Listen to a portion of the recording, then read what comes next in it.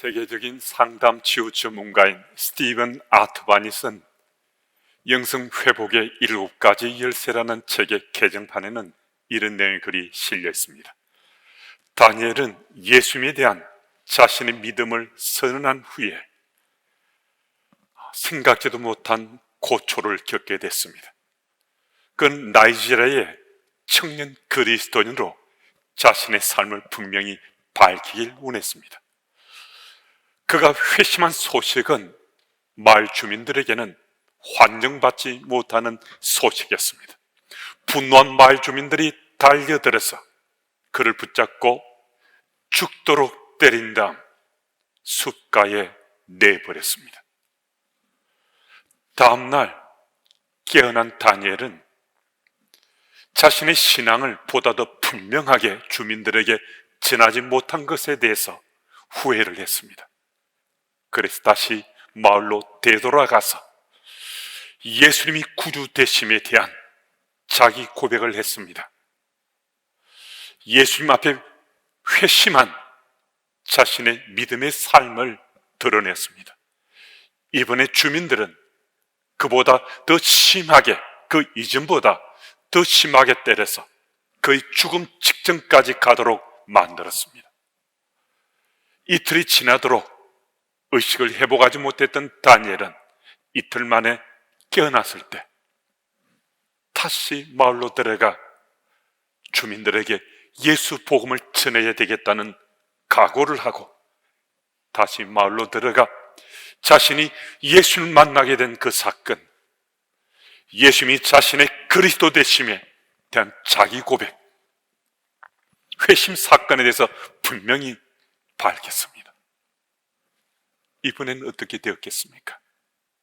마을 주민들이 다시 달려들어서 그가 아예 깨어나지 못하도록 돌로 쳐 죽이겠습니까? 다니엘이 목숨을 걸고 예수 복음을, 자신이 구원받았던 그 사실을 전했을 때 마을 주민들은 감동받아서 눈물을 터뜨렸습니다. 이제 죽음을 불사하고 복음을 전하는, 자신이 구원받았던 그 사실을 증가하던 다니엘의 삶이 마을 주민을 감동시켜서 그들의 마음에 다니엘이 믿는 예수님이 어떤 분인지 알고 싶고 믿어지게 된 것입니다. 다니엘의 주를 믿고 신뢰하는 그의 믿음이 동네 주민들의 마음을 움직여서 복음의 씨앗이 뿌려지게 된 것입니다. 정말 놀라운 일이 일어난 거잖아요. 어떻게 이런 일이 일어났겠습니까? 이건 다른 것 아닙니다. 딱 한 사람이었습니다. 다니엘이 주를 전적으로 믿고 신뢰함으로 이런 놀라운 일이 일어났습니다. 여러분, 우리들에게도 지금 바로 이 타이밍 속에 다니엘과 같은 담대함과 당당함이 정말 필요합니다. 더불어 믿음의 삶을 사는 주님의 교회 가족들이 서로를 격려하고 서로를 응원하고 서로를 세워주면서 믿음의 삶을 앞으로 한 걸음씩 발걸음을 떼어가는 거예요. 그런 믿음의 삶을 더불어 충실히 살다 보면 오늘 우리 믿음의 삶에도 주를 전적으로 신뢰하는 믿음이 자기 고백되고 우리의 삶이 세상 속에서 전해지는 담대함과 당당함이 드러나고 증거되게 되는 것입니다.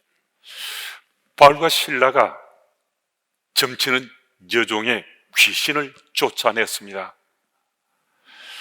귀신이 나가서는 이제 점을 제대로 칠 수 없게 됐잖아요. 이 점집이 문을 닫게 됐습니다. 주인들이 분노했습니다. 점치는 여종이 이제 점을 더 이상 치지 못하게 됐잖아요. 수입원이 끊어지게 됐습니다. 그래서 바울과 실라를 붙잡아 관리들에게 끌고 가서 고발합니다.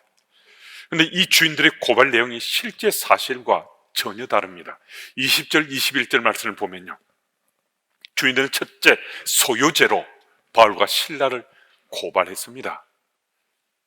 그런데 성경 어느 곳에도 그 상황 이곳저곳 살펴보아도 바울과 실라가 불법적 소유를 일으키지 않았습니다. 또 둘째로는요, 로마 사람들이 받지도 행하지도 못할 이상 풍속을 전한다는 것인데, 바울과 실라가 이상 풍속을 전했다는 그 내용은 살펴볼 수가 없습니다. 찾아볼 수가 없습니다. 우리가 짐작해 보기로 루디아에게 예수 복음을 전해서 루디아가 세례를 받게 된 그 이야기가 전해졌을 수도 있습니다. 그런데 그 당시 로마 사람들은 다른 종교나 사상에 대해서 개방적이기 때문에 기존 질서에 해를 끼치지 않는 것이면 다 받아줬습니다. 그런데 이것도 잘못된 거죠.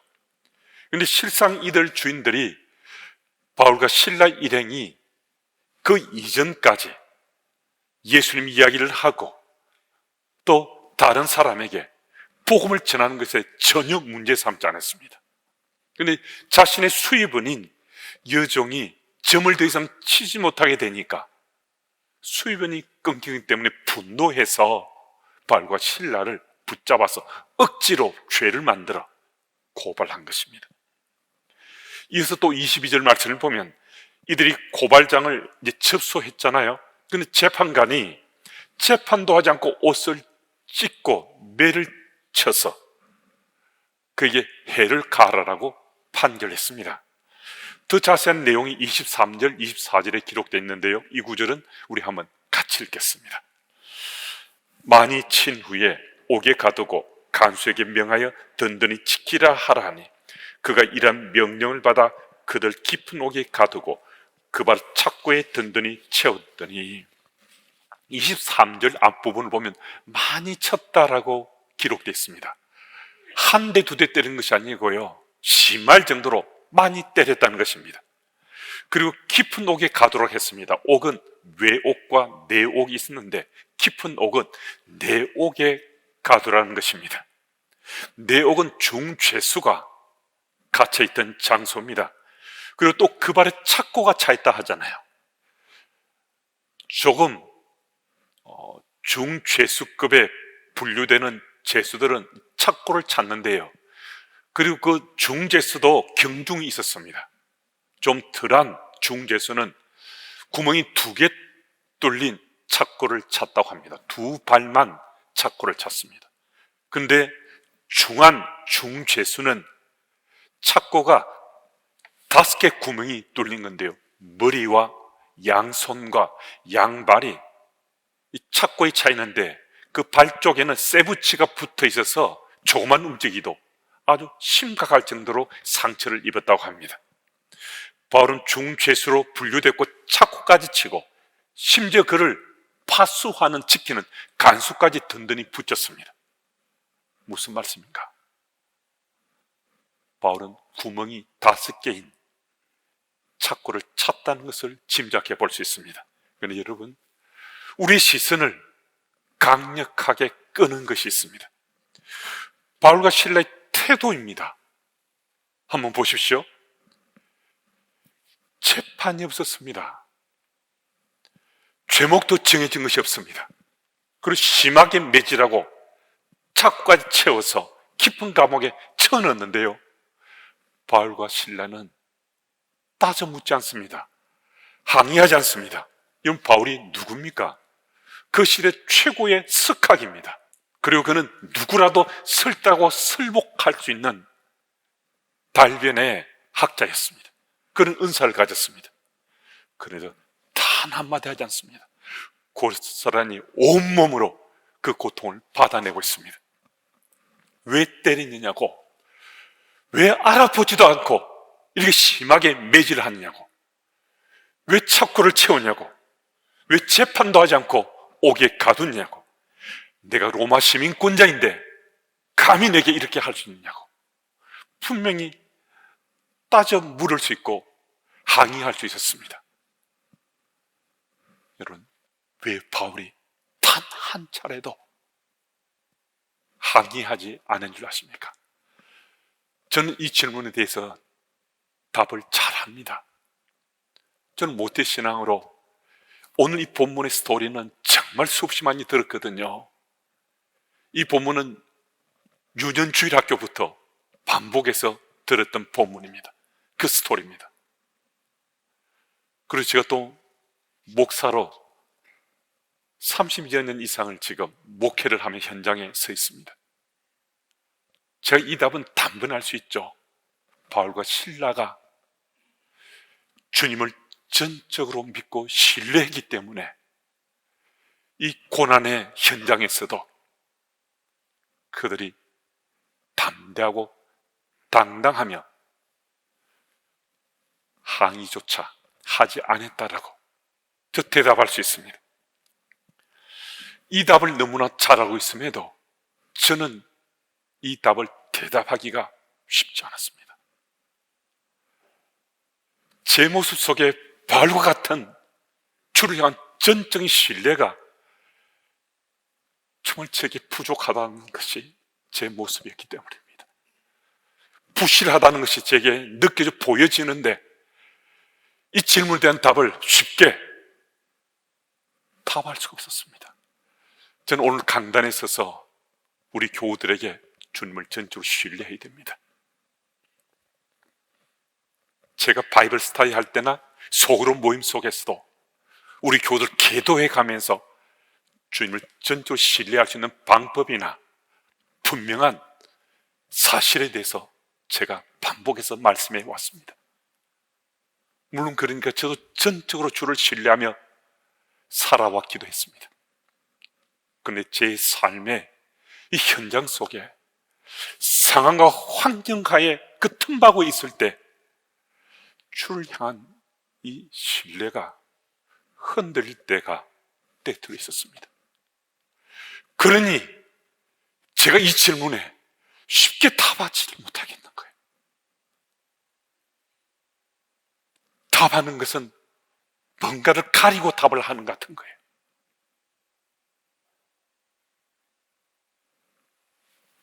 여러분, 주님께서 여러분에게도 이 질문에 답하기를 원하신다면 어떻게 답하시겠습니까? 언제나 평안한 가운데 하나님을 믿고 신뢰할 수 있으면 얼마나 좋겠습니까? 신바람 나죠. 우리 믿음의 삶이 즐겁고 복될 수 있습니다. 그런데 우리 삶은 평안함이 아니라 때로는 폭풍 힘으로 치는 바다로 내던져지기도 하고 벼랑 끝에 매어달릴 수도 있고 깊은 수렁에도 빠질 수 있습니다. 정말 힘겹고 어려운 상황 속에 맞부딪힐 수 있다는 것입니다. 여러분, 바로 이때 만약에 지금 여러분들과 제가 이런 상황에 맞부딪혔다면요, 이때는 찬스입니다. 그럼 이때는요, 기회입니다. 어떤 기회인가? 내 믿음의 삶의 새로운 전기를 마련할 수 있는 기회입니다. 이때 평상시에 내가 믿던 그 하나님이 이 힘들고 어려운 상황 속에도 변함없이 나와 함께하고 계신 이 사실을 확신 가운데 믿을 수 있는 찬스입니다. 여러분, 일상 속에 내가 평안할 때, 내가 형통할 때, 내가 승승장구할 때 나와 함께 하신 그 하나님이 내가 고난에 빠졌을 때, 공경에 처했을 때 달라지신 하나님이시다. 바뀐 하나님이시다. 그런 하나님이 여러분과 제가 믿는 하나님이십니까? 그렇지 않지 않습니까? 우리 하나님은 영원토록 불변하시는 오직 한 분이신 전지전능하신 하나님이신데 그 하나님이 변하시겠습니까? 변할 리가 없죠. 내가 일상 속에 평안을 누릴 때, 내 삶이 승승장구할 때, 모든 일들이 순적해지고 형통할 때, 그때 나와 함께 하신 하나님은 내가 고난을 겪고 내가 위경에 처해 있을 때, 내 공격에 빠졌을 때도 여전히 나와 함께 하신 하나님이십니다. 나를 승리케 하신 그 하나님께서는 이 고난을 넘어서서 나를 승리케 하실 하나님의 사실을 우리가 믿을 수 있습니다. 그럼 이 사실을 믿을 수 있으면요, 하나님께서 우리 삶에 놀랍게 역사하신 사실도 깨달을 수 있습니다. 본문 25, 26절 우리 같이 읽겠습니다. 우리 함께요. 한밤중에 바울과 실라가 기도하고 하나님을 찬송하며 죄수들이 듣더라. 이에 갑자기 큰 지진이 나서 옥토가 움직이고 문이 곧 다 열리며 모든 사람의 매인 것이 다 벗어진지라. 아멘. 여러분, 우리가 지금 살펴보고 있는 이 본문은 하나님에 대한 신뢰가 확실할 때 주께서 어떻게 역사하시는지 아주 분명히 보여주는 그 구절입니다. 매맞고 착고에 차이고 중죄수로 분류돼서 깊은 감옥에 던져졌습니다. 그런데 바울과 실라가 지금 뭐 하고 있습니까? 바울과 실라가 지금 무엇을 하고 있습니까? 주께 기도하고요, 주를 높이 찬양합니다.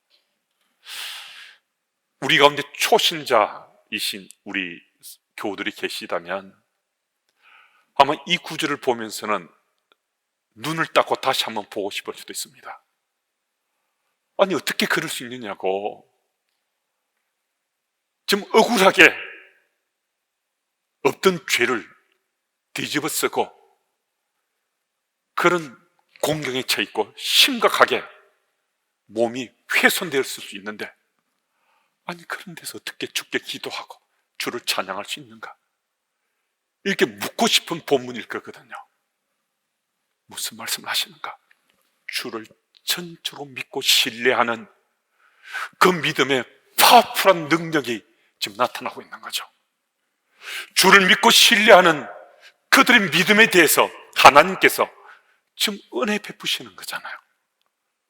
주를 믿고 신뢰하는 그 능력이 바울과 실라의 삶에 나타나니까 이 고난에 처했는데, 공경에 빠졌는데 이 현장에서도 주를 찬양하는 거죠. 주께 기도하는 거죠. 여러분, 그 다음 스토리가 기가 막힙니다. 주를 전적으로 믿고 신뢰하며 주께 기도하고 주를 찬양하니까 지진이 나고 옥토가 흔들리고 옥문이 열렸습니다. 쇠사슬도 풀려지고 착고도 벗겨졌습니다. 누가 하신 거죠? 하나님 하신 거죠. 누가 하셨다고요? 하나님이 하셨습니다. 여러분, 이게 참 중요합니다. 바울이 매질을 당하고 착고에 차이고 중죄수로 취급돼서 깊은 감옥에 갇혔습니다. 그리고 상황이 끝난 것 같잖아요. 상황이 끝난 것 같은데 갑자기 지진이 나고 옥토가 흔들리고 감옥이 문이 열렸습니다. 쇠사슬도 풀려지고 착고도 벗겨졌습니다. 무슨 말씀입니까? 주께서 그 고난의 가운데 여전히 일하시고 계셨다는 겁니다. 주께서 역사하시고 계셨다는 겁니다. 여러분, 이 본문을 보고 여기까지 만약에 마침표 찍혀진다면요, 바울과 실라가 이제 구함을 받고 끝나버린다면요, 우리 하나님은 굉장히 이기적인 하나님처럼 느낄 수 있습니다. 아무 죄도 없는 자신의 일꾼이 억울하게 옥에 갇혀서 매질을 당하고 착과에 차이고 힘들게 지냈잖아요. 근데 기적을 일으켜서 건져냈어요. 그 끝인가? 그렇지 않다는 겁니다. 한번 보십시오. 27절 이하를 보면 죄수들이 도망간 줄 알고 자살하던 간수가 바울이 크게 외치는 소리를 듣고서 자살 시도를 멈춥니다. 로마가 세상을 지배하던 그 당시 로마 법은요, 죄수가 탈출하게 되면 간수가 그 죄를 고스란히 다 감당해야 됐습니다. 이 간수는 중죄수인 바울과 실라가 또 다른 죄수가 탈출했다 생각하고 자신 그 죄를 고스란히 뒤집어 써야 되잖아요.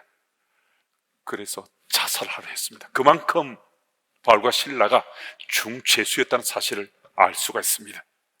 그때 바울이 이 간수에게 주 예수를 믿으라, 그러면 너와 네 집이 구원을 받을 것이다 라고 말씀했습니다. 여러분, 이 복음이 전해졌을 때 간수와 그 온 가족이 세례를 받고 온 가족이 예수님 구주로 믿고 구원받았습니다. 여러분, 바울과 실라가 억울하게 죄를 뒤집어 쓰고 감옥에 갇혔는데 건전을 받고 그리고 상은 끝났다, 그렇게 말씀은 매듭지어지지 않습니다. 그 고난 가운데 바울과 실라가 고초를 겪음으로 간수와 그의 온 가족이 구원받는 놀라운 역사가 일어났다는 것을 오늘 보면 우리에게 밝혀 주십니다. 여러분, 주께서 하신 거죠. 여러분, 바울과 실라가 한 것 아닙니다. 하나님께서 하셨다는 걸 보여주고 있습니다. 여러분, 바울과 실라가 고난 가운데서도 기도하고 하나님 찬양할 수 있던 것은 그들이 주를 전적으로 신뢰했기 때문에 이게 가능했다는 것을 말씀이 밝혀주고 있습니다. 여러분과 제가 오늘도 주를 전적으로 믿고 신뢰하면요, 우리 고난의 한가운데서 시련과 환난을 당했을 때 우리 삶에도 이런 놀라운 기적이 일어날 뿐만 아니라 우리의 삶을 통해서 예수 복음이 전해지고 증거되는 그 현장에 우리가 설 수 있다는 것입니다. 그래서 하나님께서는 우리 인생의 방향과 속도를 조절하시면서 우리 삶의 길잡이 되심을 아주 분명하게 바울과 실라의 삶을 통해서 밝혀주고 있습니다. 창세기 6장 14절에서 16절 말씀을 보면 노아의 방주의 구조가 자세히 기록되어 있습니다. 그런데 이 방주에는 일반 배와는 달리 꼭 필요한 두 가지가 없습니다. 노아의 방주에 없는 두 가지는 무엇일까요? 노아의 방주에 꼭 필요한 두 가지가 없다면 그것은 무엇이겠습니까? 하나는 키가 없습니다. 배 방향을 결정하는 키가 없습니다. 다른 하나는 무엇일까요? 돛이 없습니다. 배의 속도를 조절하는 돛이 없습니다. 우리가 상상해 보더라도 그런 배는 없을 것 같잖아요. 아니, 배에 키가 없고 돛이 없으면 방향타도 속도도 조절 안 되니까 이 배가 좌초하기가 쉽고 앞으로 나가기도 어려울 것 같잖아요. 무슨 말입니까? 노아의 방주에 키가 또 돛이 누가 되어주신다는 거죠? 하나님이 키가 되시고 돛이 되셔서 노아의 구원의 방주를 이끌어 가신다는 것을 말씀해 주잖아요. 구원의 방주란 그 방향과 속도를 온전히 주님께 맡기는 겁니다. 우리 삶의 방향과 속도도 우리가 주님께 온전히 맡길 수 있습니다. 그럴 때 우리는 진정한 그리스도인으로 세상 속에 살아갈 수 있습니다. 설명절 맞았습니다. 가족과 만나는 그 현장에서 우리 인생의 방향과 속도를 인도하시는 분이 나의 하나님이시다라고 하는 나의 고백이 빛을 발하는 나눔의 장이 되었으면 정말 좋겠습니다. 그래서 구원받은 그리스도인으로 세상 속에 살아간 우리 삶이 빛이 되어서 이번 설 명절에 가족들이 함께 다시 한 번 더 새로운 믿음의 삶을 되돌아보고 고추 세워가는 그런 특별한 기회가 됐으면 참 좋겠습니다. 그 현장에 함께 설 수 있는 여러분과 제가 되기를 축복합니다.